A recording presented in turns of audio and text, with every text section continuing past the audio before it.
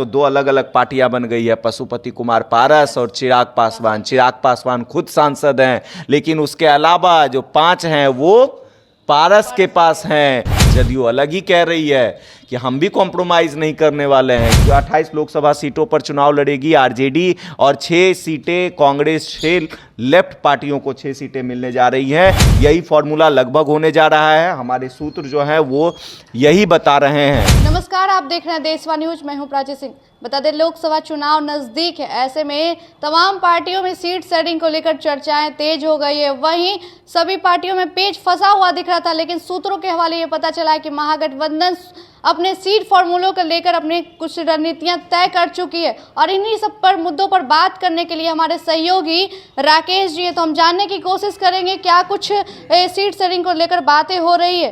तो क्या कहिएगा राकेश जी? किस जी हाँ, बिल्कुल। देखिए प्राची, पहले तो सीट शेयरिंग का जो फॉर्मूला है महागठबंधन को लेकर हम वो भी बताएंगे, लेकिन उससे पहले बातचीत करना ज़रूरी इसलिए है एनडीए को लेकर, क्योंकि देखिए लोकसभा चुनाव होना है और इसी साल चुनाव होना है। और जिस तरीके की स्थिति दिख रही है खासकर एनडीए में, जिस तरीके से चिराग और पारस के बीच में तनाव दिख रहा है और दोनों मुखर होकर अपनी अपनी बातें रख रहे हैं, दोनों अपनी अपनी डिमांड्स को क्लियर कर रहे हैं और दोनों की डिमांड एक ही है। हाजीपुर को लेकर सीट फॉर्मूला जो है, हाजीपुर को लेकर फंसा हुआ है पेच। उसके अलावा 6 सीटों पर चुनाव लोजपा लड़ी थी पिछले बार, 6 सीटें दी गई थी एनडीए गठबंधन में, 6 सीटें दी गई थी। उसके अलावा एनडीए में कितनी सीटें रखेंगी बीजेपी, कितने सीटें मिलेंगी जदयू को, नीतीश कुमार क्योंकि जदयू में चले गए हैं। इससे पहले अभी कुछ समय पहले तक नीतीश कुमार जो है वो महागठबंधन में थे।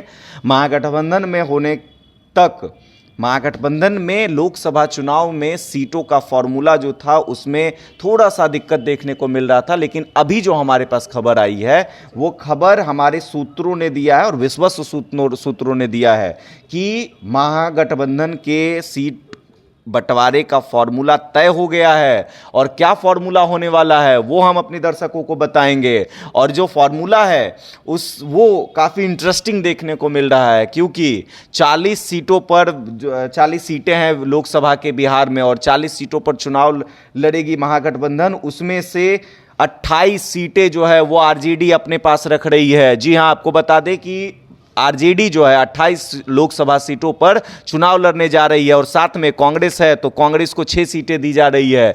और उसके साथ लेफ्ट पार्टियां जो है, लेफ्ट पार्टियों को भी 6 सीटें दी जा रही है। अब लेफ्ट के अंदर देखिए अलग अलग वो है, भाकपा माले हैं तो उनको 3 से 4 सीटें मिलने की बातें चल रही हैं और सीपीएम और सीपीआई को 1-1 सीटें मिलने की बात चल रही है। तो देखिए ये बड़ी खबर है और बड़ी खबर पर हम चर्चा करने के लिए आए हैं, क्योंकि देखिए महागठबंधन ने अपने सीटों का फॉर्मूला लगभग तय कर लिया है। सूत्रों के हवाले से खबर है, ये जल्द ही आपको ऑफिशियल अनाउंसमेंट आपको देखने को मिल जाएगा, क्योंकि हमारे विश्वस्त सूत्र बता रहे हैं कि तय हो चुका है, यही फॉर्मूला होने वाला है। आप भी दर्शकों से भी हम कहना चाहेंगे, देखिए हम जो फॉर्मूला बता रहे हैं 28 लोकसभा सीटों पर चुनाव लड़ेगी आरजेडी और 6 सीटें कांग्रेस, 6 लेफ्ट पार्टियों को 6 सीटें मिलने जा रही हैं। यही फॉर्मूला लगभग होने जा रहा है। हमारे सूत्र जो हैं वो यही बता रहे हैं, लेकिन महागठबंधन ने तो तय कर दिया कि हाँ उनके सीट का फॉर्मूला क्या होगा, लेकिन एनडीए का क्या?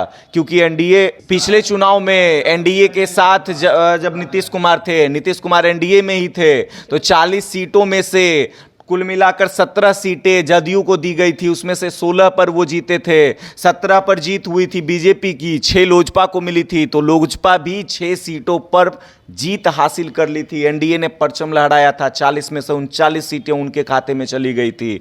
और इस बार एक बार फिर से नरेंद्र मोदी एक बार वही नीतीश वाला फॉर्मूला अपनाने के लिए एक बार फिर से महागठबंधन को तोड़ती है। जदयू को जो उनके पाले से खिसक कर महागठबंधन के पाले में चले गए थे, उनको एक बार फिर से खींच कर लाते हैं कि लोकसभा चुनाव में बेहतर परफॉर्मेंस देना है, 40 में 40 साधना है। लेकिन इस बार 40 साधना इतना आसान नहीं है प्राची, क्योंकि जिस तरीके से पिछले बार सीट शेयरिंग इतनी आसान तरीके से हो गई थी, आसानी से हो गई थी, लेकिन इस बार आसान नहीं होने वाला है, क्योंकि लोजपा जो एक घर था, लोजपा का साइन जो घर था, तो अब वो घर में टूट हो गई है और घर जो है अलग हो गया है, अलग हुआ है तो दो अलग अलग पार्टियां बन गई है, पशुपति कुमार पारस और चिराग पासवान। चिराग पासवान खुद सांसद हैं, लेकिन उसके अलावा जो 5 हैं वो पारस के पास हैं। तो बहुत इंटरेस्टिंग खेल है, बहुत इंटरेस्टिंग है। एनडीए में क्या कुछ होने वाला है, क्या रहेगा फॉर्मूला, बातचीत चल रही है,